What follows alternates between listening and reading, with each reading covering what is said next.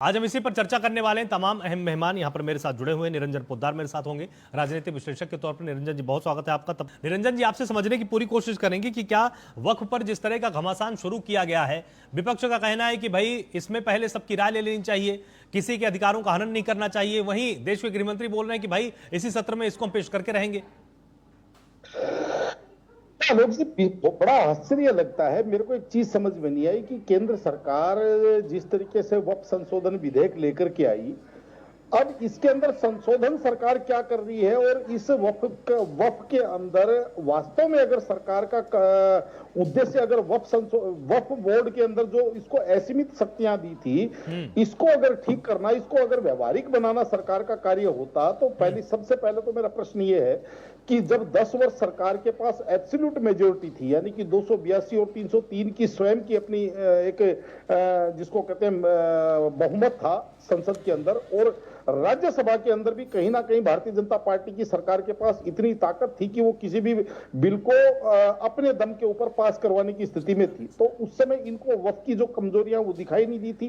और आज भी जब हम ये देख रहे हैं कि इस वक्फ संशोधन विधेयक के अंदर सरकार ने क्या क्या अमेंडमेंट किए हैं, तो देख करके बड़ा आश्चर्य लगता है कि जिन चीजों के ऊपर वास्तव में सरकार का ध्यान होना चाहिए, उन चीजों पे तो ध्यान जा ही नहीं रहा। और रही बात यहाँ पे मुसलमानों की, तो मुसलमानों को तो मुझे ऐसा लगता है कि एक बार वो ये जो वक्फ संशोधन विधेयक, इसको एक बार पढ़ लेना चाहिए कि इसके अंदर सरकार कर क्या रही है। लेकिन वास्तविकता पूछेंगे तो चाहे इस पक्ष की कहूं, चाहे उस पक्ष की कहूं, चाहे आप मुस्लिम पक्ष की तरफ से बात करें, चाहे आप सरकार की तरफ से बात करिए, केवल और केवल आप ये समझ लीजिए एक राजनीतिक एजेंडा नजर आ रहा है। राजनीतिक एजेंडा इसलिए क्योंकि जिस तरीके से भारतीय जनता पार्टी आज अल्पमत की सरकार चला रही है, या यूं कहें कि गठबंधन की सरकार चला रही है, तो एक तरफ चिराग पासवान यानी कि एलजेपी और जेडीयू, और दूसरी तरफ टीडीपी, इन्होंने अपने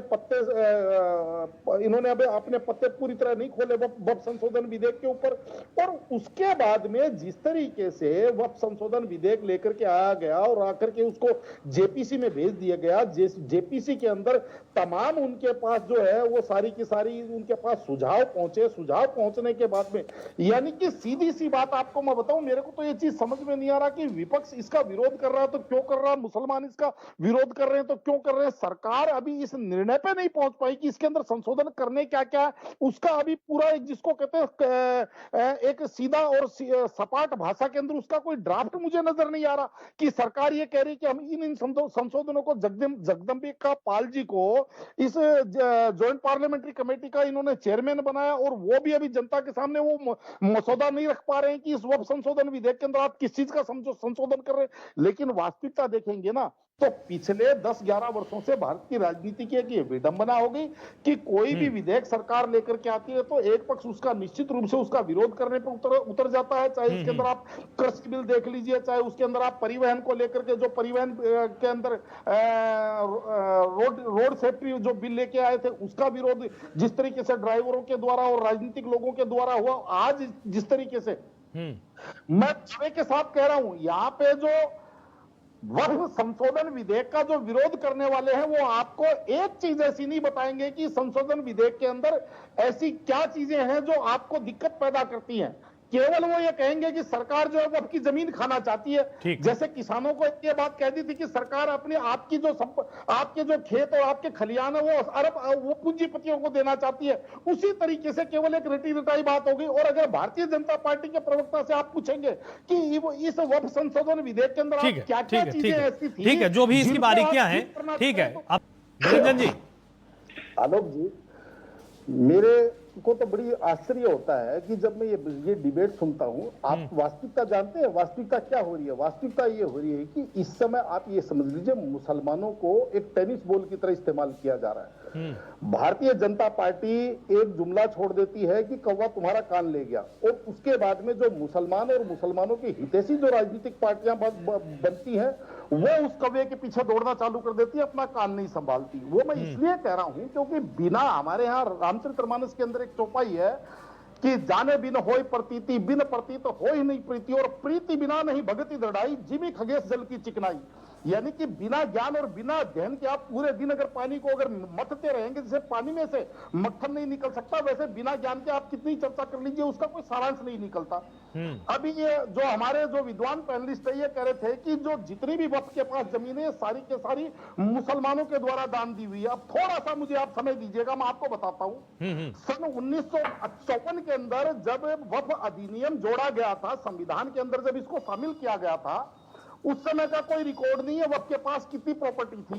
सन 1993 के अंदर जब नरसिम्हा राव जी की सरकार ने वक्फ अधिनियम को जब असीमित शक्तियां दी, उस समय वक्फ बोर्ड के पास 3 लाख एकड़ जमीन वक्फ बोर्ड के पास थी, और आज वक्फ बोर्ड के पास 9 लाख एकड़ जमीन बताई जाती है। अब मुझे ठीक है, आपकी आवाज भी हमारे पास नहीं आ रही है।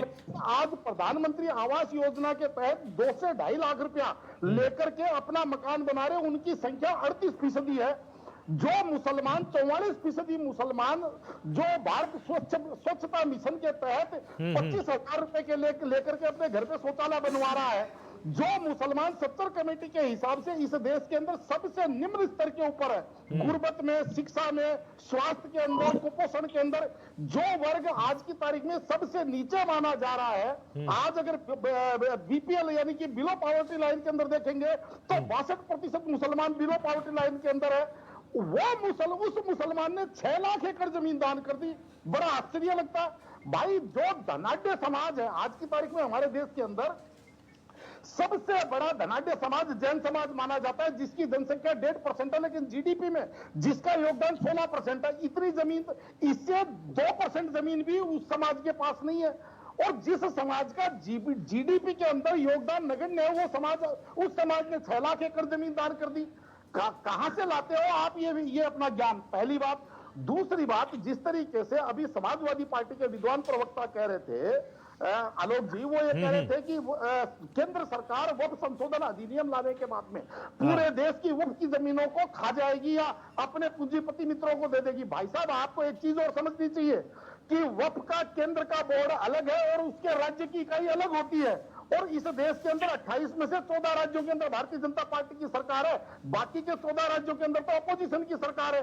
तो वहां भारतीय जनता पार्टी कैसे उस जमीन को खा जाएगी, आप ये बताइए। केवल आपको ये चीज समझनी चाहिए कि जो वक्फ अधिनियम है, इसके अंदर जिस तरीके से 1993 के अंदर एक असीमित शक्तियां देती थी, एक आम आदमी को कहीं न्यायालय में जाने के लिए रोक दिया गया था। जिस तरीके से वक्फ को जिसको कहते हैं कि ऐसे नाखून दे दिए थे, ऐसे दंत दे दिए थे कि वो किसी को भी काट सकता है, किसी को भी झूर सकता है। और आज की तारीख में मैं आपको बता रहा हूं, इस वक्फ बोर्ड का अगर आप समग्र मूल्यांकन करेंगे तो आपको पता चलेगा कि एक आम मुसलमान के लिए ये वक्फ बोर्ड जो इतना बड़ा भूभाग लेकर के बैठा हुआ है, ये आम मुसलमान के लिए, किसी की अगर इन्होंने शादी करवाई हो, किसी की अगर इन्होंने गुर्बत से खत्म करी हो, किसी का अगर इन्होंने स्वास्थ्य के अंदर सहयोग किया हो, केवल जो इसके ऊपर मुतल्लबी ठीक है, मतलब जांच की कहीं ना कहीं जरूरत है।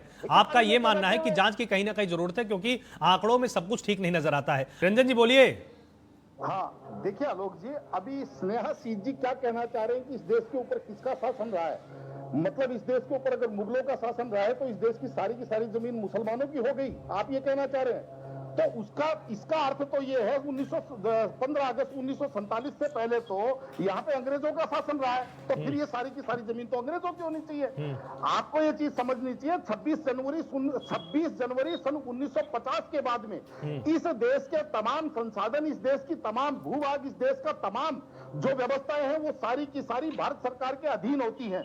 उसके अंदर ये अलग बात है कि जो व्यक्ति जिस चीज के ऊपर, जिस चीज आज की तारीख में भारत सरकार इस देश की 1950 के बाद इस देश का जो शासन है वो इस देश का संविधान के हाथ में है। इस देश का शासन इस देश का संविधान से चलते हैं।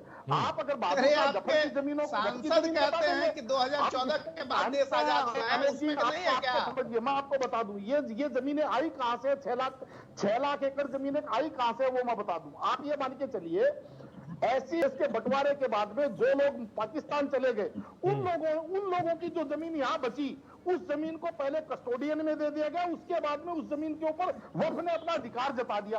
तो जो पाकिस्तान से यहाँ हिंदू आए वहां उनका तो यहाँ कुछ नहीं है, लेकिन जो यहाँ से जमीनें छोड़ करके पाकिस्तान चले गए उनकी जो जमीनें हैं वो जमीनें आज भी कहीं ना कहीं वक्फ की जमीन बताई जाती अच्छा, है। ठीक है, और ठीक है, की बातें कर रहे हैं। ठीक है। ये निरंजन जी आपसे यहां पर चाहूंगा कि बार बार देखिए जब भी वक्त पर बात होने लग जाती है तब ये बात होने लग जाती है कि भाई कांग्रेस ने भी इतने संशोधन कर दिए थे, अगर हम कर देंगे तो क्या हो जाएगा। क्या वास्तव में सबसे ज्यादा जो एक बड़ी जंग देखने को चल रही है वो इस बात की है कि भाई इतिहास में ऐसा कुछ था जो कि कांग्रेस के बारे में ज्यादा कुछ लिखा गया, कांग्रेस ने ज्यादा समय तक रूल किया, तो अपने समय में कुछ ऐसा किया जाए कि जिससे हमारी चर्चा ज्यादा हो। क्या ये वास्तव में इतिहास में कौन आगे होगा कौन पीछे होगा उसकी जंग भी तो नहीं है? छोटे से उत्तर दीजिएगा। देखिए आलोक जी, निश्चित रूप से आपको मैं बताऊं, केवल ये राजनीतिक नूरा कुश्ती है। इसके अंदर चाहे आप भारतीय जनता पार्टी को जोड़ लीजिए चाहे विपक्ष को जोड़ लीजिए, और इसके अंदर केवल पिसने वाला केवल इस देश का आम मुसलमान है। वो इसलिए मैं कह रहा हूं कि इस देश के मुसलमान की किसी ने भी कभी कोई उसकी विकास की या उसकी उद्धार की किसी ने सोची नहीं। अब ये कह तो रहे, लेकिन 70 कमेटी कब पटल हुई सदन पे? 30 नवंबर 2006 को 70 कमेटी सदन के अंदर पटल हुई थी। यानी कि 30 नवंबर 2006 को 70 कमेटी ने यह कहा कि आज मुसलमान इस देश का सबसे निचले स्तर पे है।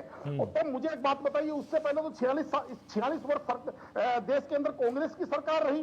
तो क्या ऐसा क्या स्थिति आ गई जो ये कह रहे हैं कि जो इस देश का शासक समाज था, जो इस देश के अंदर इतनी रियासतें नवाबों की थी, ठीक है